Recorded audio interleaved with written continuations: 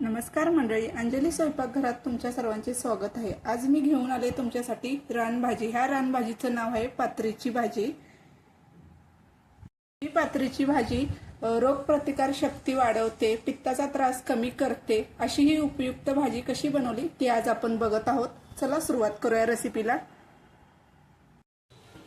आता ही रानभाजी म्हणजे आम्ही याला पात्रीची भाजी बोलतो। ही बघा मी स्वच्छ 2-3दा धुवून घेतले आणि 10 मिनिटं पाण्यात भिजत ठेवले, जेणेकरून ह्याच्यात जी माती असते ना ती सगळी राहिलेली निघून जाण्यासाठी 10 मिनिटं पाण्यात ठेवले आहे भिजत। आता ही नितळून घेऊया आपण।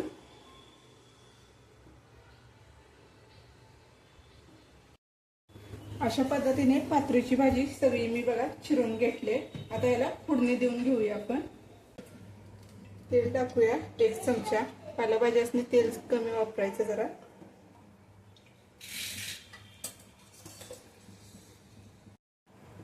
एक चमचा तेल घातले आपण। आता मोठा मोठा लसूण चेचलेला आपण यात घालणार आहोत आधी।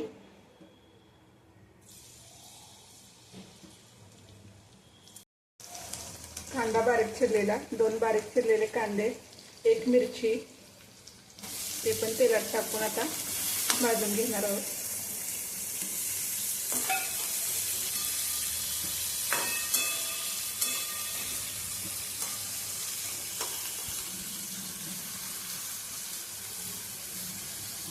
आता कांदा भाजत आलाय, त्यात आपण ना थोडेसे किंचित चटणी टाकणार आहोत।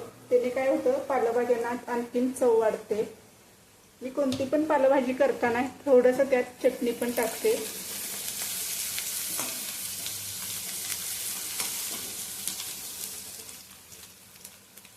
आता भाजी आपण चिरून घेतलेली ती घालूया।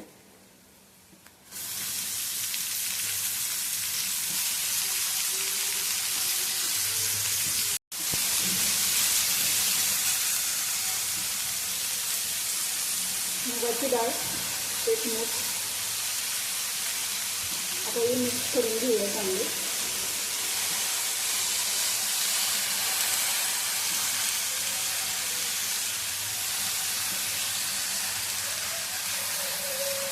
म्हणजे बघा एकत्र करून घेतले मिक्स करून। आता ह्यात चवीपुरतं मीठ टाकूया,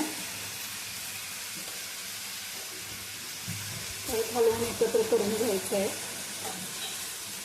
थोडंसं ह्यात अर्धा चमचा शेंगदाण्याचं कूट टाकणार आहोत।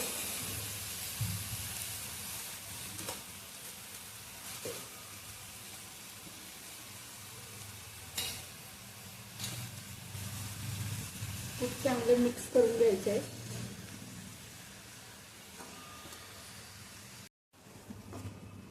आता झाकण ठेवून आपण ही शिजवून घेणार आहोत स्लो गॅसवरती। झाकण काढूयात, चुल्यातनं हलवून घ्यायची आहे बघा। भाजी आपली शिजली गेली। आता एका डिश मध्ये आपण काढून घेऊया।